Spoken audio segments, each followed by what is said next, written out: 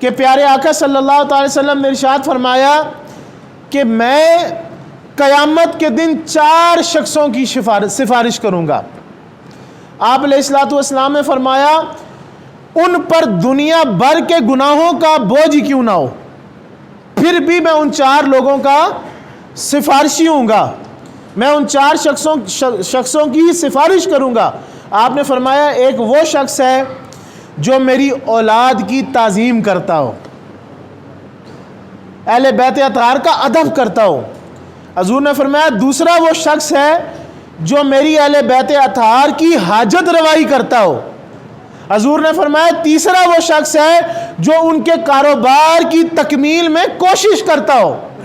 پھر حضور نے فرمایا چوتھا وہ شخص ہے جو ظاہر و باطن ان سے محبت کرتا ہو۔ اب اہل بیت سے بعض بندے اہل تشیع کی مخالفت میں صحابہ کے اہل بیت کی بارگاہ میں ایسی گستاخی کے مرتکب ہوتے ہیں کہ اللہ تعالیٰ ان کے شر سے محفوظ فرمائے۔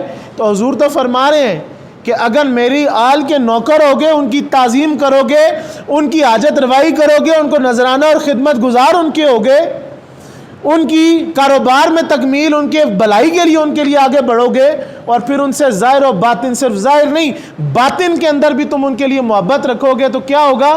قیامت کے دن گھبرانا نہیں، دنیا بھر کے تیرے گناہ ہوئے میں سفارش کروں گا، میں شفاعت کروں گا۔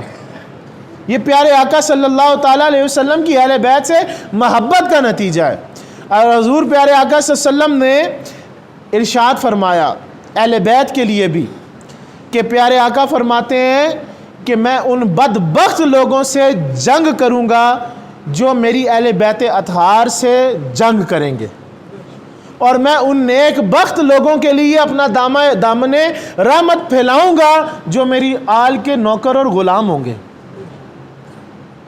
تو غلامی اہل بیت، حضور فرماتے ہیں کہ میں دیکھوں گا کوئی میری اہل بیت کا اگر غلام ہے تو میں اس کے لیے اپنا رحمت کا دامن پھیلا دوں گا، اور جس کے لیے حضور رحمت کا دامن پھیلائیں اس کو کس شے کی کمی ہے؟ تو ہماری تو اہل سنت کا طریقہ یہ ہے کہ نہ ہم صحابہ کو چھوڑ سکتے ہیں نہ اہل بیت کو چھوڑ سکتے ہیں۔ ہم تو صحابہ و اہل بیت دونوں کو اپنے دل و جان سے چاہتے ہیں، اپنے ایمان کا حصہ سمجھتے ہیں، اور ہم تقسیم نہیں کر سکتے۔ ان میں تقسیم کرنا رسول اللہ کی ذات کو تقسیم کرنا ہے۔